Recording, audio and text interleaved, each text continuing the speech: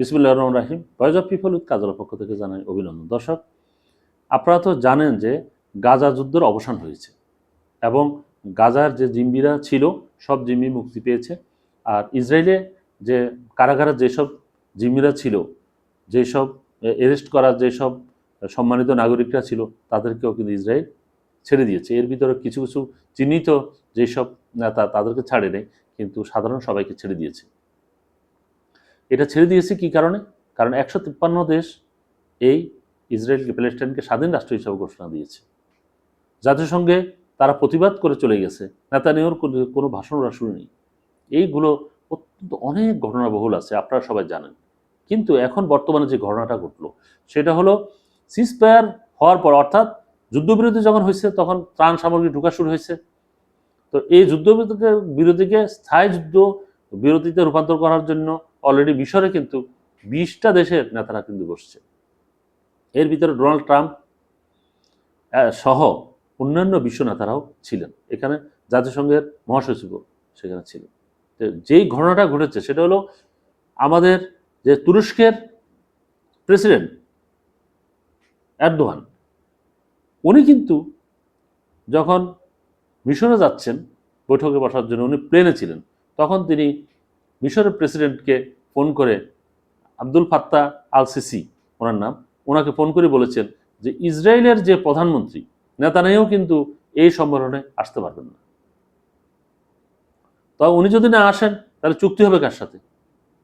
Hamas যদি না আসে চুক্তি হবে কার সাথে? উনি বলেছেন না, উনি যুদ্ধ অপরাধী, ওনার বিরুদ্ধে আইসিসিতে বিচার চলছে, উনি এখানে আসতে পারবেন না।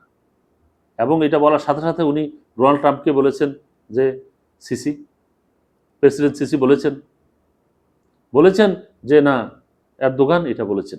এরদোগানের হুমকির কারণে শেষ পর্যন্ত ইসরায়েলের প্রধানমন্ত্রী আসাটা ক্যান্সেল করে দিয়েছেন।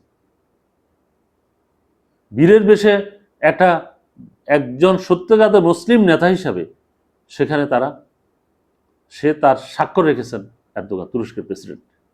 এর ভিতরে আরও কথা আমরা শুনতে পাচ্ছি।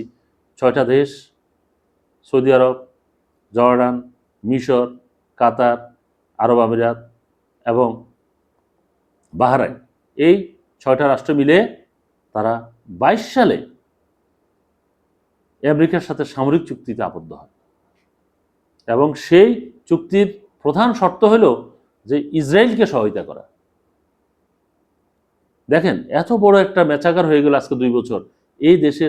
এই দেশগুলো কিন্তু কোনো কার্যকর পদক্ষেপ নেয়, শুধু উপরে মুখে মুখে গালবরা বা বিভিন্ন ধরনের বক্তব্য দিয়েছে।